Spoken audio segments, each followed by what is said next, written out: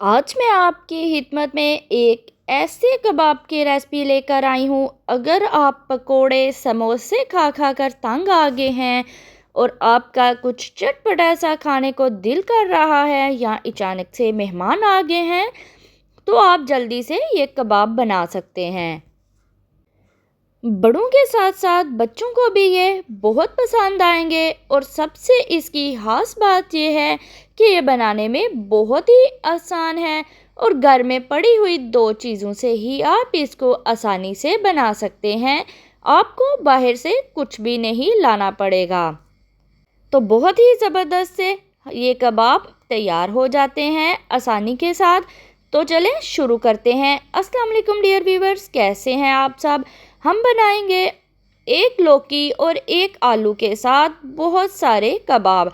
ہم نے آلو کو اور لوکی کو کدوکش کر لیا ہے، اور ساتھ میں ہی ہم نے ایک میڈیم سائز کے پیاز کو چاپ کر لیا تھا۔ اب ہم ہاتھوں کی مدد سے اس کا پانی بہت ہی اچھے سے نچوڑ لیں گے۔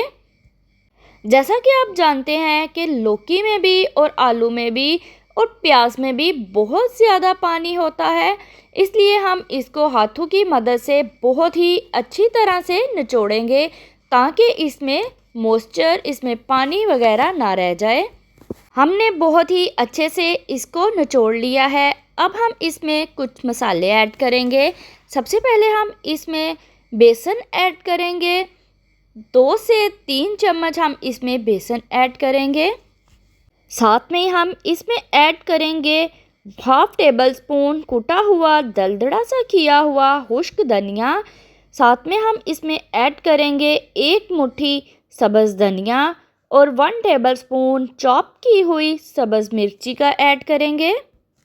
اس کو مزید اچھا سا ٹیسٹ اور اچھی سی خوشبو دینے کے لیے ہم اس میں ایڈ کریں گے 2 ٹیبل سپون کسوری میتھی۔ اس کو ہاتھوں میں اچھے سے مسل کر اس میں ایڈ کر دیں گے۔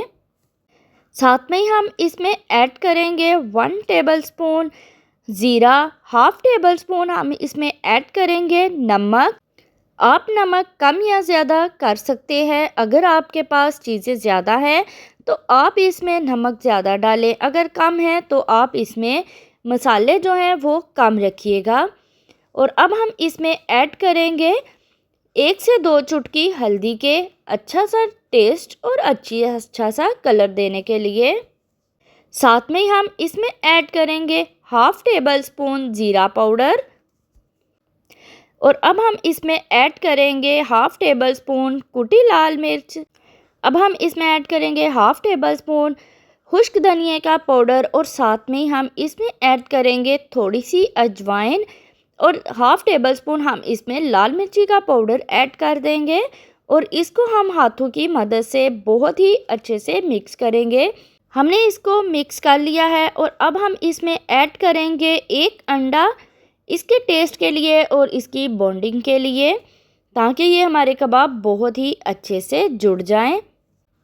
انڈا ڈال کر ہم اس کو بہت ہی اچھے سے پھر سے مکس کریں گے، جیسا ہم آٹا گوندتے ہیں اسی طرح ہم اس کو بہت ہی اچھے سے مکس کریں گے۔ ہم نے اس کو مکس کر لیا ہے۔ اب ہم اس کو چپلی کباب کی شیپ دیں گے۔ آپ اس کو کوئی بھی شیپ دے سکتے ہیں۔ آپ اس کو کوفتے کی شیپ دے سکتے ہیں، آپ اس کو گول شیپ ٹکی کی شیپ میں بھی بنا سکتے ہیں۔ میں اس کو سلنڈر شیپ میں بنا رہی ہوں۔ جتنا پیسٹ آپ آلو کی ٹکی شامی کباب کے لیے لیتے ہیں اتنا ہی ہم پیسٹ لیں گے، اور ہاتھوں کی مدد سے اس کو ایک زبردست سی شیپ دے لیں گے۔ اگر یہ آپ کے ہاتھوں کے ساتھ چپک رہا ہے تو آپ اس میں 1 ٹیبل سپون کوکنگ آئل کا ایڈ کر لیں۔ اسی طرح ہم سارے اپنے کباب بنا کر رکھ لیں گے۔ ہم نے سارے کباب بنا لیے ہیں۔ اب ہم ایک پین میں کوکنگ آئل لیں گے اور اس کو اچھا سا گرم کر لیں گے۔ آئل ہمارا گرم ہو گیا ہے۔ اب ہم اس میں ایک ایک کر کے سارے کباب رکھ لیں گے اور اس کو میڈیم ٹو لو فلیم پر پکائیں گے تاکہ اندر تک سارے مسالے اور آلو اور لوکی اچھے سے اندر تک پک جائے۔ اگر اس کو ہائی فلیم پر بنائیں گے تو یہ اندر سے کچے رہ جائیں گے، بیسن کی بھی جو کچا پن ہے وہ رہ جائے گا اور باہر سے بھی یہ جل جائیں گے۔ اس لیے ہم اس کو मीडियम टू लो फ्लेम पर बनाएंगे। 5 से 6 मिनट के लिए हम एक साइड को अच्छे से पका लेंगे, फिर इसकी साइड चम्मच की मदद से चेंज कर देंगे। आप देख रहे हैं कि एक साइड बहुत ही अच्छे से पक गई है, उसका आप कलर देख रहे हैं, बहुत ही अच्छे से इसका कलर आया है। हम 2 चम्मच की मदद से इसकी साइड चेंज करेंगे ताकि ये टूटे नहीं और इनकी शेप भी ख़राब ना हो। 5 से 6 मिनट में दूसरी साइड भी अच्छे से कुक हो गई है। आप देख रहे हैं कि दोनों साइडों से बहुत ही ज़बरदस्त सा कलर आया है, बहुत ही अच्छे से ये पक गए हैं। तो अब हम इनको निकाल लेंगे। इसी तरह हम बाकी के भी कबाब जो हैं उनको फ्राई कर लेंगे। तो हमने बाकी के कबाब भी फ्राई कर लिए हैं। तो चलते हैं फ़ाइनल लुक की तरफ। फ़ाइनल लुक को लाजमी देखिएगा। तो देखें माशाल्लाह बहुत ही ज़बरदस्त से हमारे लौकी और आलू के कबाब तैयार हो गए हैं। आप इसको दही की चटनी के साथ, केचप के साथ ले सकते हैं, रोटी के साथ, या वैसे भी आप इसको खा सकते हैं। तो अगर आपको हमारे कबाब लौकी और आलू के पसंद आए हों तो लाइक कर दें, शेयर कर दें और सब्सक्राइब कर दें। इंशाल्लाह मिलते हैं अगली एक नई वीडियो के साथ, एक नई रेसिपी के साथ। तब तक के लिए अल्लाह हाफिज़। दुआओं में याद रखिएगा।